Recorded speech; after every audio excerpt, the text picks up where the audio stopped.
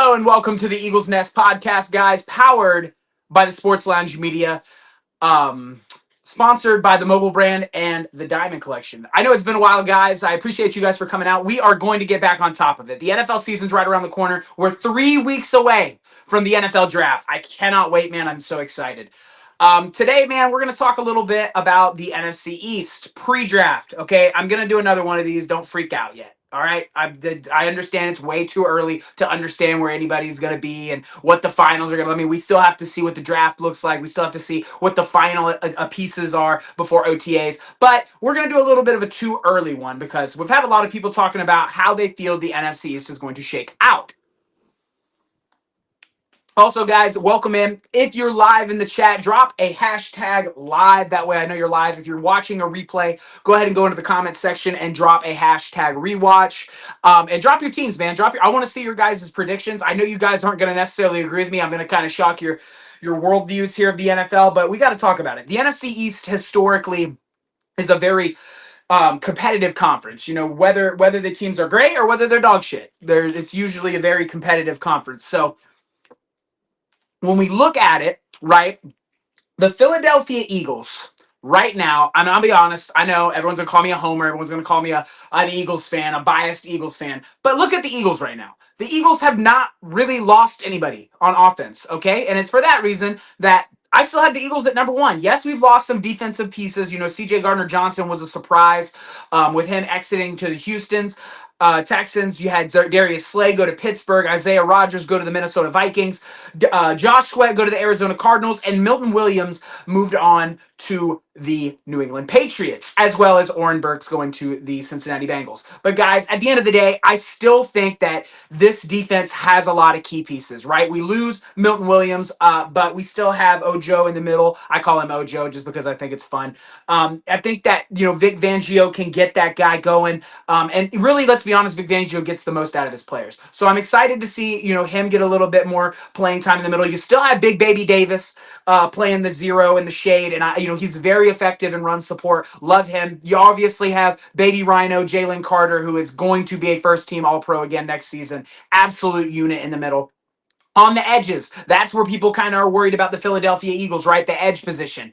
In my opinion, it's not as bad as people think they are. We're bringing in Josh Uche from the Kansas City Chiefs. Prior to that, the New England Patriots, where he recorded a 10.5 sack season. Guys, Joshua Uche can produce at the level that Josh Sweat is. I know it's crazy to say that because he had a bit of a down year in Kansas City, but he's young. He's moldable, right? He's going to go into a Vic Fangio defense where he makes everybody look good if they're doing their job. So if Joshua Uche is going to come into the rotation, you got Jalen Hunt, who did a lot of good things in the Super Bowl, as well as the end of the regular season where he was starting to get some reps. On the other side, you know, you have Nolan Smith, who's starting to break out into a true superstar. Just Nolan Smith really has come into his own as a pass rusher. Excited to see him add some more tools to his game in the next season.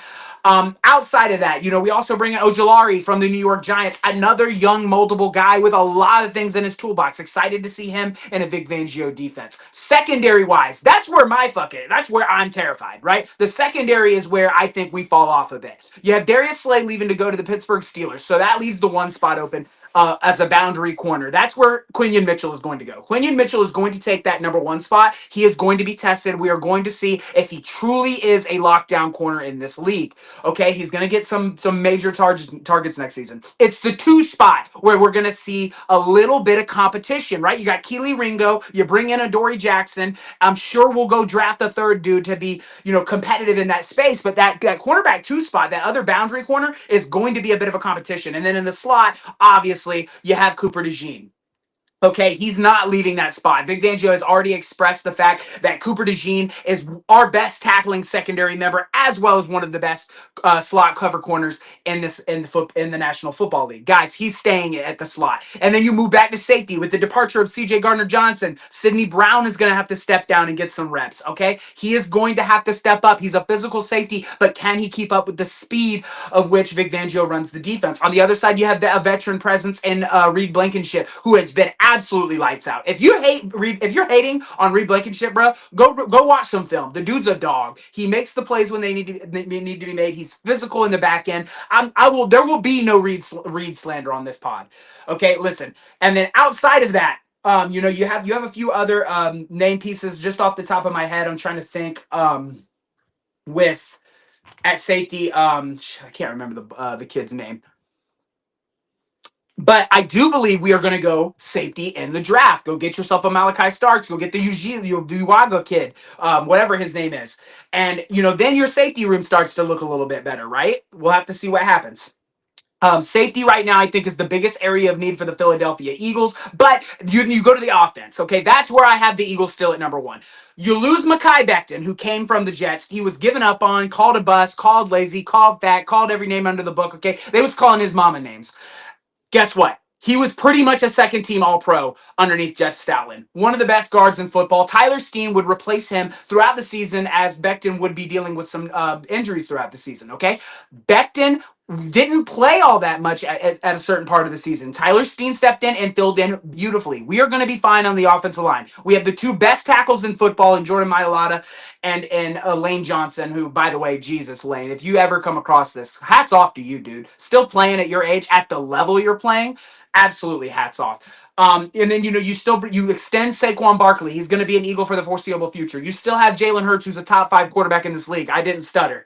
You still have A.J. Brown on the edge, who's a top 3 receiver. You still have Devontae Smith, who's a top 10 receiver. Dallas Goedert may be on his way out, but Grant Calcaterra can definitely fill that role as needed. Guys, this Eagles offense is not going to lose a step. We're still going to do the same thing we did this year, which is run the football down people's throat, okay? And you're just going to have to stop it. So it's for that reason that I'm still pretty comfortable saying the Philadelphia Eagles are comfortably in that first place spot. But as we know, the NFC East is extremely competitive, and there hasn't been a repeating member of the NFC East since before 2010, my guys. So we're going to have to pay attention to that. Now, we move on to the Washington Commanders. Guys, I have a lot of Commanders guys, on TikTok as well as here on YouTube. I don't hate the Washington Commanders. I don't hate Jaden Daniels.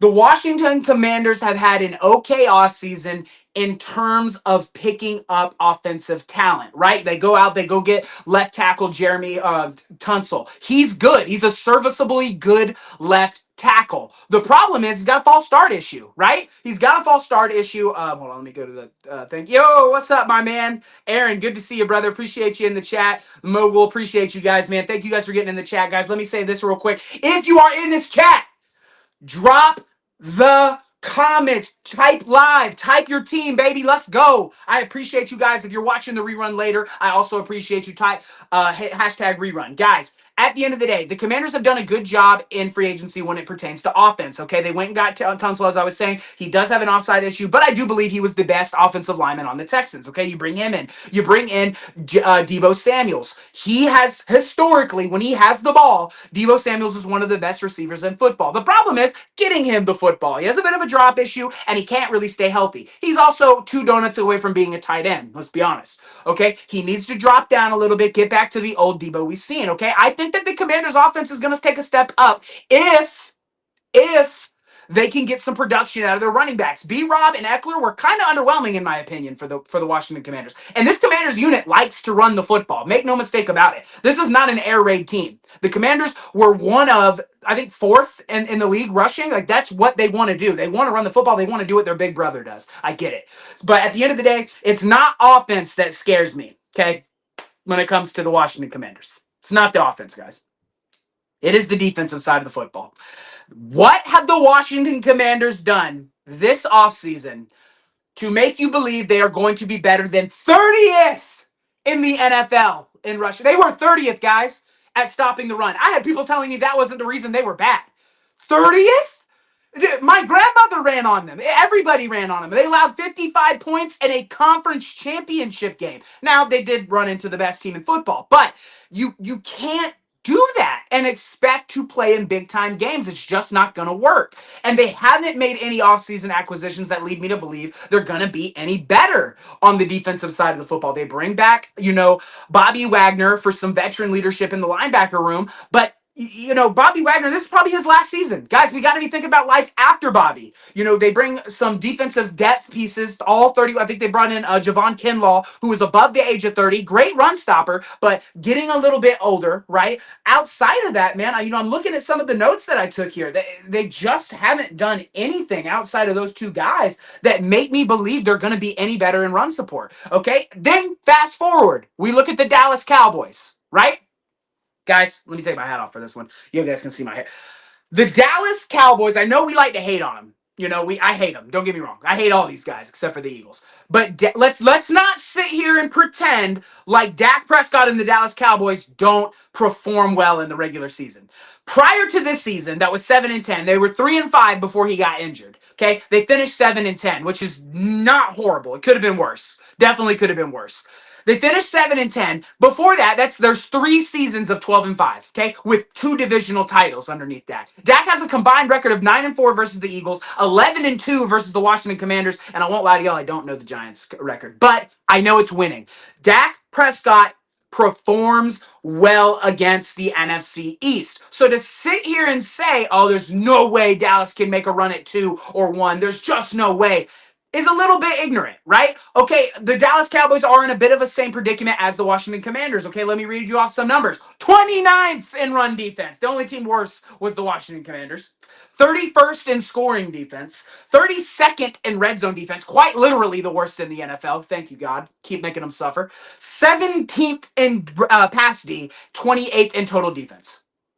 Cowboys fans, what the hell? What the hell is Jerry doing? That's horrible. That's horrible. Okay, Marshall, appreciate you, man. Welcome in. We're talking about the NFC East, right? And we're talking about the standings that I had pre-draft. Right now, I have the Eagles at 1. We're talking about the Commanders and the Dallas Cowboys. Guys, Dallas is in a similar position as the Washington Commanders. They have not done anything, okay, in this offseason for me to believe they are going to be better in run support. However, they have added a piece in the secondary that I believe is going to help them in Kaiir Elam. Okay, he is a good corner. They're bringing him over from Buffalo. He had a down year in Buffalo, but before that, he was performing very well for the Buffalo Bills. He's also young. If you can get production out of Diggs on the other side, your secondary room really isn't all that bad, right? You kind of, make a little bit. They weren't horrible in pass D, and they can be a little bit better, but run defense. They bring in Dante Fowler to help with the pass rush, and Dallas didn't have a problem rushing the passer last season. They were 3rd in sacks. They bring in Dante Fowler on 10.5 sacks last season with Osa in the middle, who's an upcoming budding star when it comes to stopping the run. But outside of that, guys, they bring in Peyton Turner, okay, great, depth piece, cool. They bring in Solomon Thomas, who's going to be, a veteran presence, but let's be honest, he's not going to be a run defense monster. He's not going to record 8 sacks on the season on the interior, and I know that's not his job, but good Lord, okay? Outside of that, they bring in Kenneth Murray Jr., who's by all intents and purposes, is a depth piece. He's not moving the defense. He's not moving the needle. Okay, you bring in Goodwin and Marquise Bell in the secondary. Both are depth pieces. Guys, you see the issue here? Dallas has not brought anybody in that is going to make them a better run defense. Okay, same issue as Washington. It's the same issue. So what is the thing that we're looking at when it comes to picking that second person in the NFC East right now? The quarterback position. The quarterback position. Guys, don't be dumb. Dak Prescott plays well, and I know we hate him. I hate him. I hate his little crooked ass smile. But the man plays well in the regular season, specifically against the NFC East. Okay? Jayden Daniels has only had 1 season.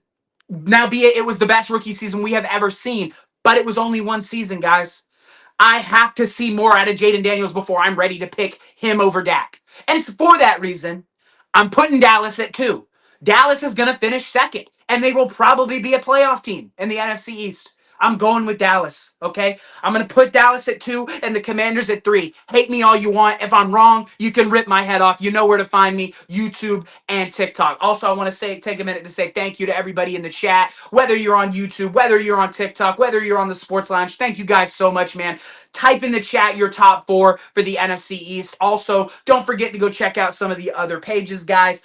Leave a like, hit the like button, hit the share button, hit that subscribe button. We are doing big things here at the Eagles Nest, man. We are going to be more consistent. I appreciate you guys for coming out. Now, that leaves us to the little brother. Giants.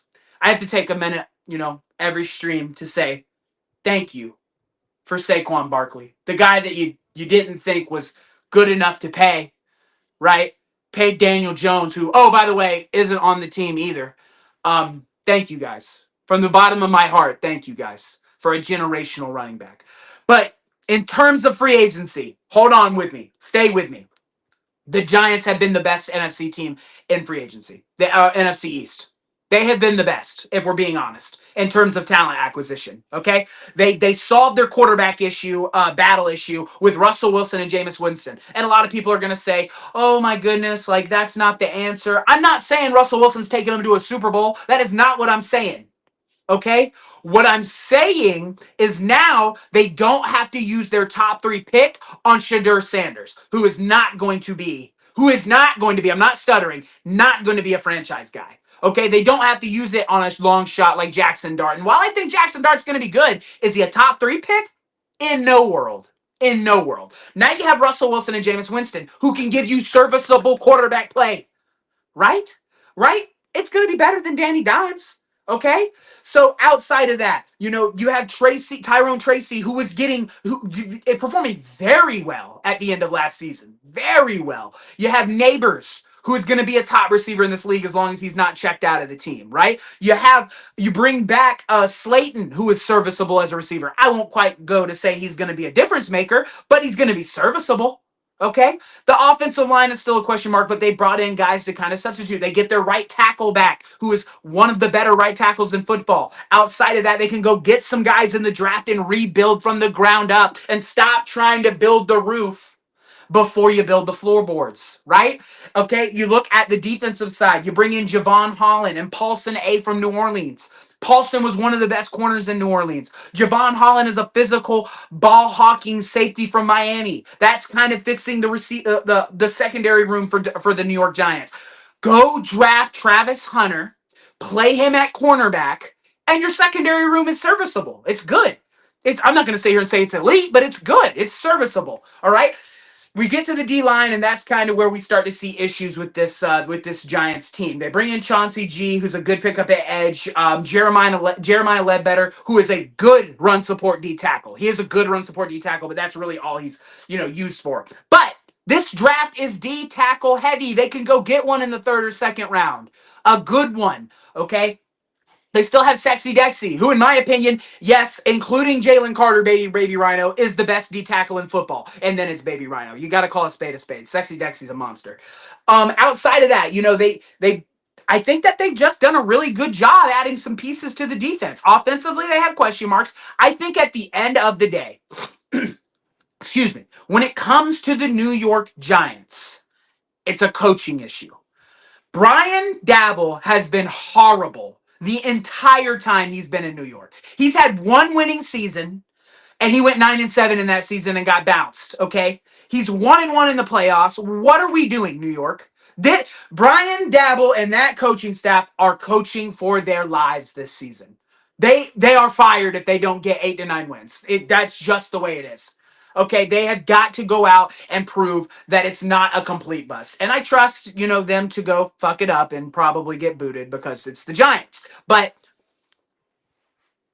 at the end of the day, guys, my top 4 right now, pre-draft, I will make another one of these when we get closer to OTAs, and that will be my final top 4. You guys can, take me to the woodshed for it if it's wrong, all that. But right now, before the draft, I got the Philadelphia Eagles finishing first because we just haven't lost enough to be below that. I got the Dallas Cowgirls finishing second because I trust Dak Prescott more than I trust Jaden Daniels right now. That might come back to bite me, but I'm saying it here on the live. I've got the Washington Commanders at 3rd because they just haven't answered run defense. They've done nothing to show me they're going to be better in run defense.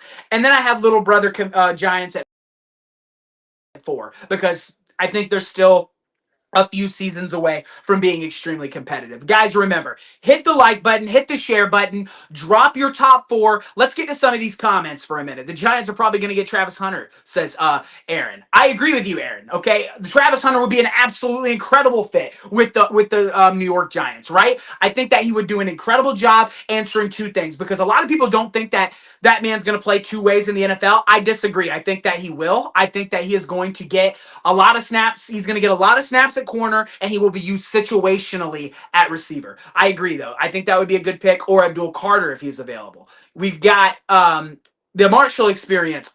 My man's top three picks right now. Oh, it's not showing. Hold on. Being a little hanky. We've got Ward, Travis Hunter, and Abdul Carter all off the board. I love that. I agree. Only difference with me, Marshall, is I do believe Abdul Carter will be a Brown. If not, I can get behind this. This is a decent top three, a consensus top three. Because if you think Cam Ward is not going to the Titans, you haven't been watching very much football. They love him in Tennessee. They need him in Tennessee. Will Levis is horrible. They have to go get him.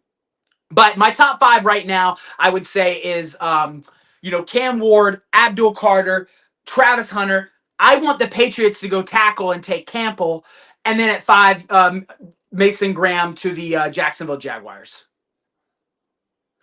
And then we got the Mogul Podcast. Thank you, guys. Let's show them right here. This is their top four. You got the Eagles. You got the Cowgirls. You got the Bumanders. And you got the Little Brother Giants. This is where I'm at, guys. Okay? I'm interested to see what you guys think. Please comment below now in the live or later in the rewatch and let me know what you think. But this is a sensible top four. There's no reason to believe Dallas can't go be competitive in the NFC East when they've done it years past. It's just the way I feel. I will, of course, reevaluate it after the draft and right before OTAs when we have more definitive rosters going into the preseason. But right now, that's just the way I feel. Okay, I think that the Eagles haven't lost, enough. Dallas is going to be competitive. I know, and then we got Marshall, Cowboys too at crazy work. I disagree because Dak historically has been very good against the NFC East. Very good. We cannot overlook that, even though we hate the Dallas Cowboys. But that's who I'm going to rock with. Guys, I want to say thank you for coming on and listening to me ramble, about the NFC East. I appreciate you guys, man. At the end of the day, that this is the top four right now. It can change. We'll see what happens. You guys like, share, subscribe. Do all the things, man. Go check out the TikTok, Sunshine State Eagles. Go check out Instagram at the Eagles Nest Podcast. Go check out, come over here, hit the subscribe button. I appreciate you guys, man. It's almost that time, right? We're 3 weeks out from the NFL draft. After that, the summer's going to go quick, and then we're going to have the preseason. I'm so excited, man. I'm so excited for those things to start popping up. We are almost there. Football's right around the corner. Jaden is better than Dak. I disagree, Marshall. He hasn't played enough. Hasn't played enough football for us to say that he's better than Dak Prescott. In the playoffs, Dak Prescott's a horrible quarterback. Regular season-wise, Jaden just hasn't shown he doesn't have enough data for us to sit and believe he's better than Dak Prescott, in my opinion. But guys, I appreciate you guys. We're gonna end it here because we've been through all of our points. Thank you guys for popping out tonight, man. I really appreciate it, guys. Again, like, share with your friends, subscribe, all the things. Appreciate you guys so much, man. And I'm excited, man. We get to do the Eagles podcast again. We're going to be going live every single Monday at 7 p.m. to 8 p.m., guys. Getting you the content that you deserve, man. We're going to get you the content in the NFC with the Eagles, all the things, man. I appreciate you guys. Have an incredible rest of your night.